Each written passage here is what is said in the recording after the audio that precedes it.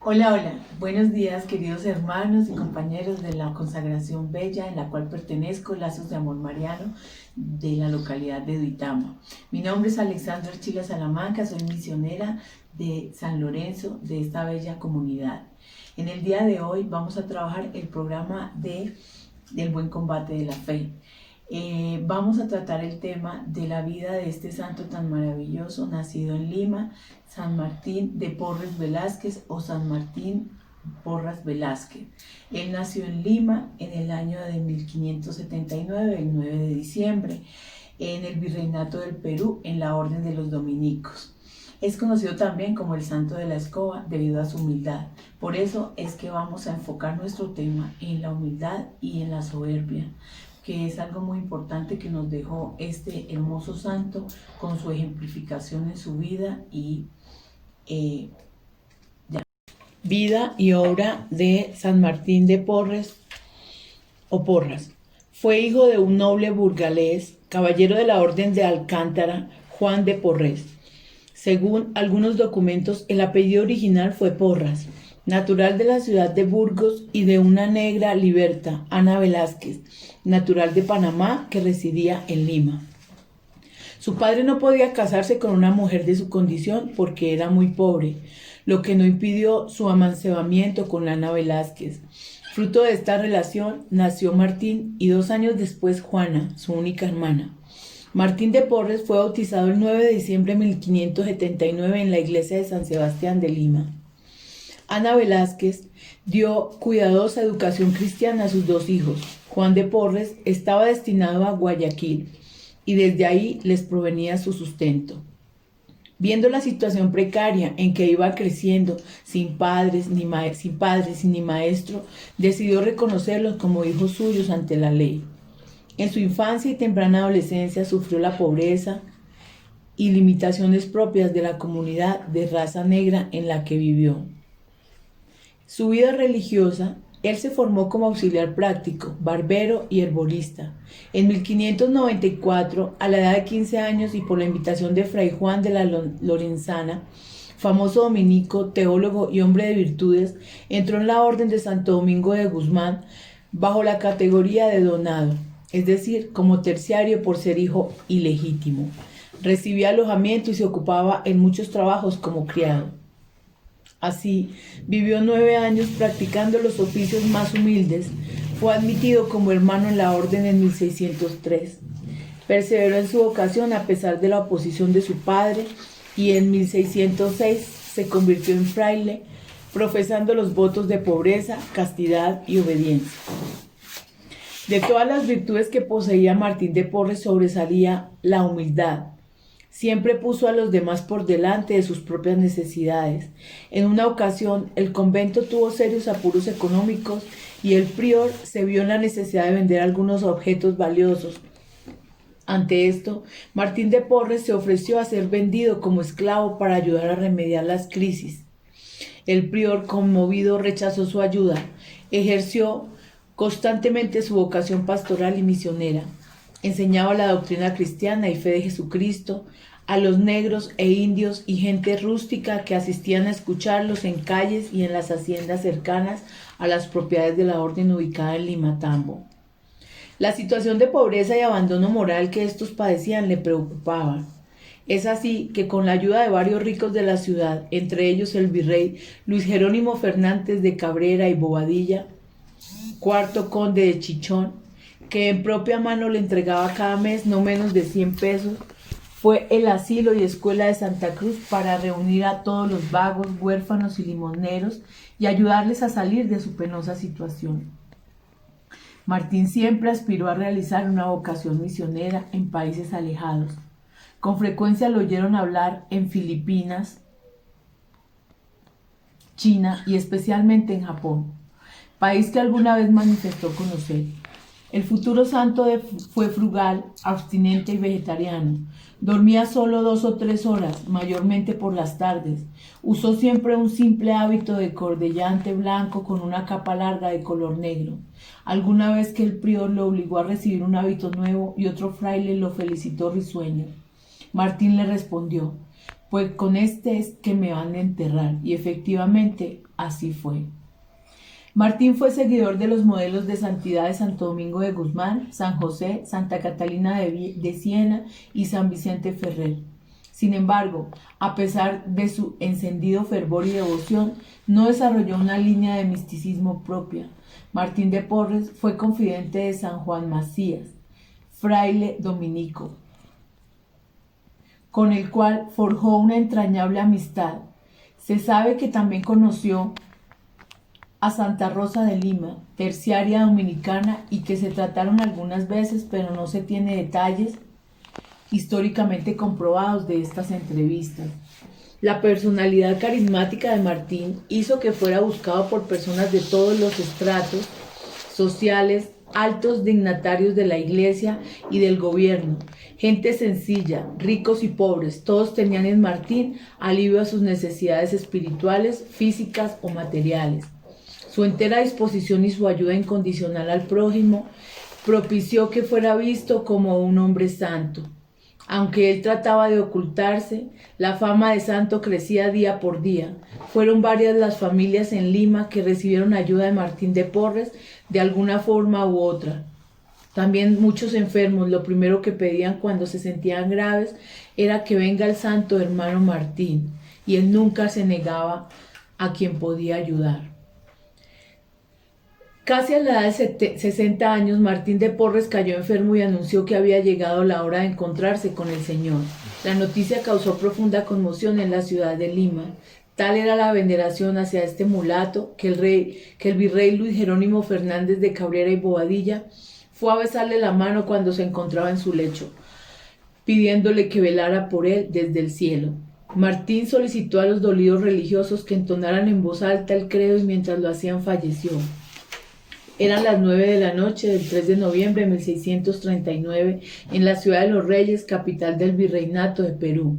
Toda la ciudad le dio el último adiós en forma multitudinaria, donde se mezclaron gente de todas las clases sociales, altas autoridades civiles y eclesiásticas, lo llevaron en hombros hasta la cripta, doblaron las campanas en su nombre y la devoción popular se mostró tan excesiva que las autoridades se vieron obligadas a realizar un rápido entierro. Las historias de su milagro son muchas y sorprendentes. Estas fueron recogidas como testimonios jurados en los procesos diocesanos, apostólicos, abiertos para promover su beatificación. Buena parte de estos testimonios proceden de los mismos religiosos dominicos que convivieron con él, pero también los hay de otras muchas personas, pues Martín de Porres trató con gente de todas las clases sociales.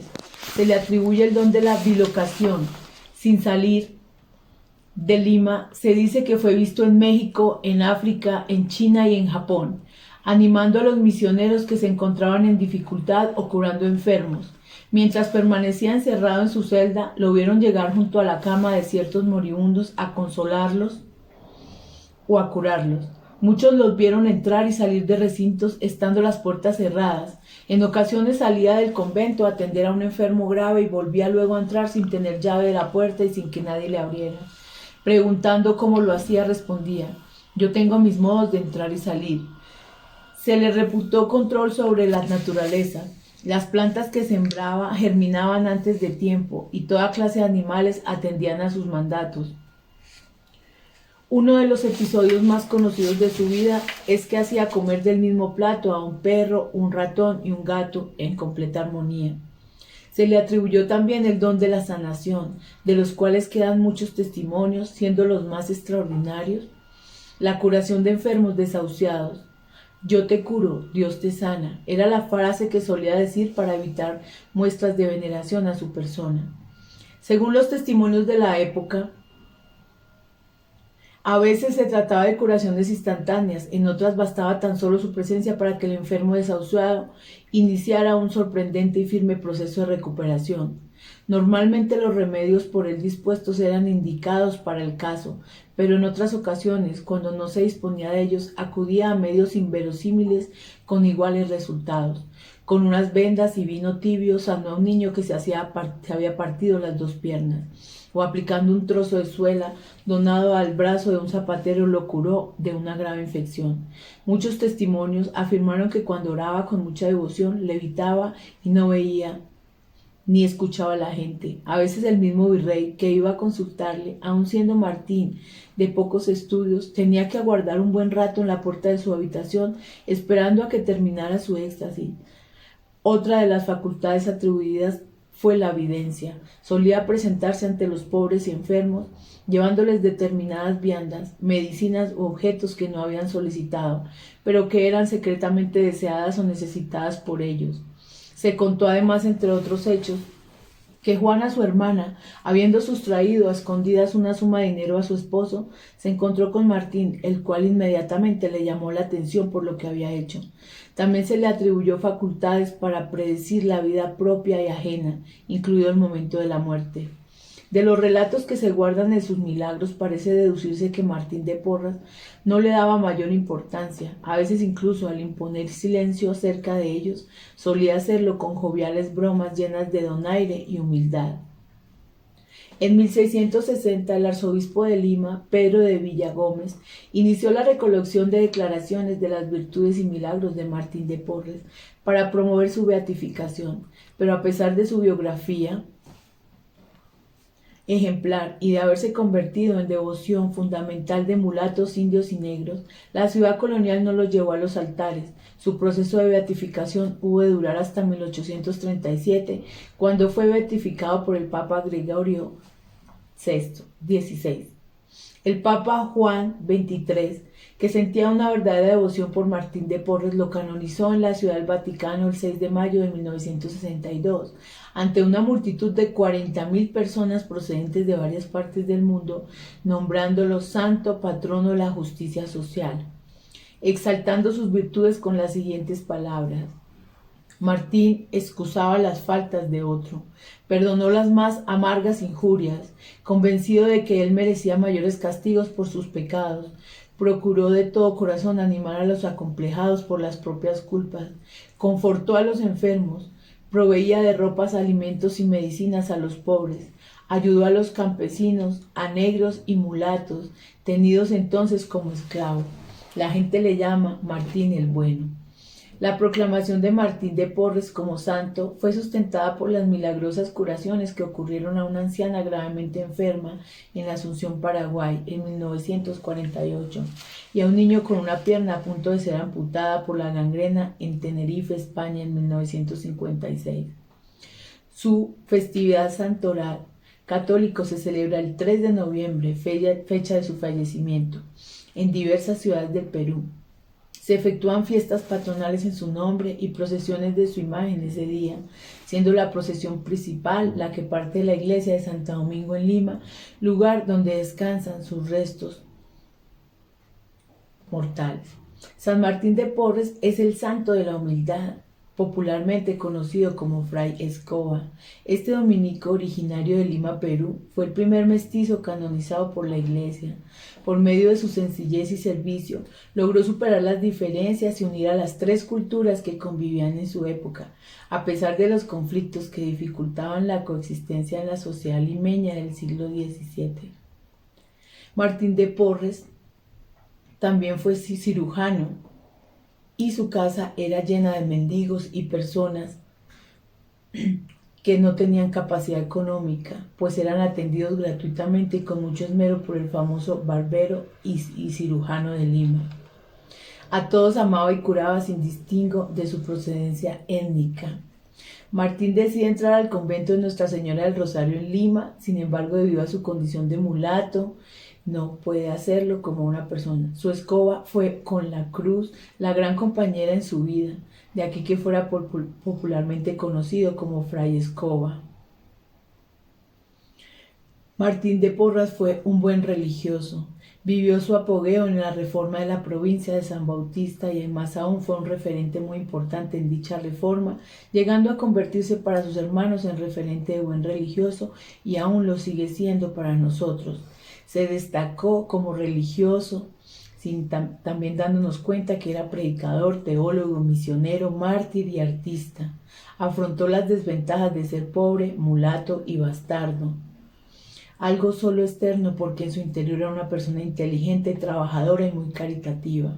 Este libro aborda las fuentes, la vida religiosa de San Martín de Porras.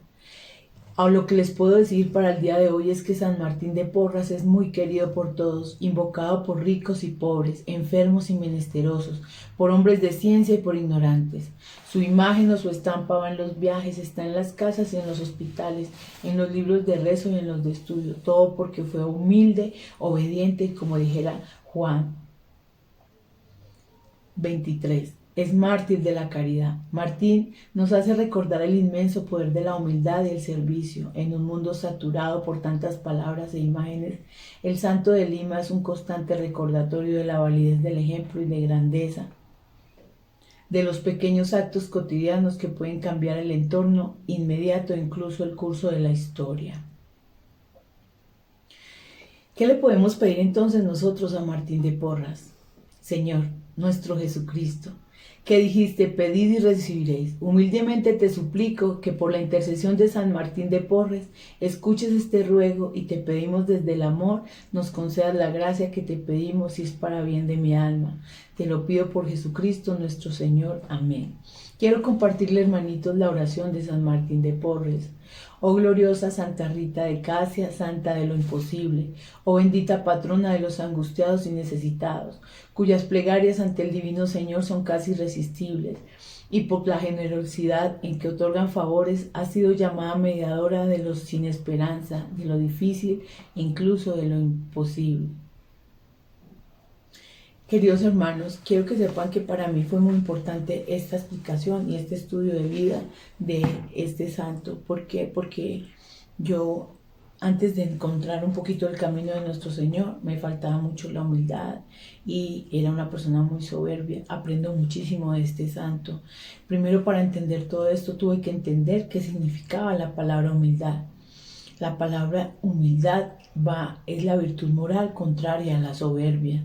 La humildad es una virtud moral contraria que posee el ser humano en reconocer sus habilidades, cualidades y capacidades y aprovecharlas para obrar en bien de los demás, sin decirlo. Ojo, sin decirlo. La humildad permite a la persona ser digna de confianza, flexible y adaptable. En la medida en que uno se vuelve humilde, adquiere grandeza en el corazón de las demás personas.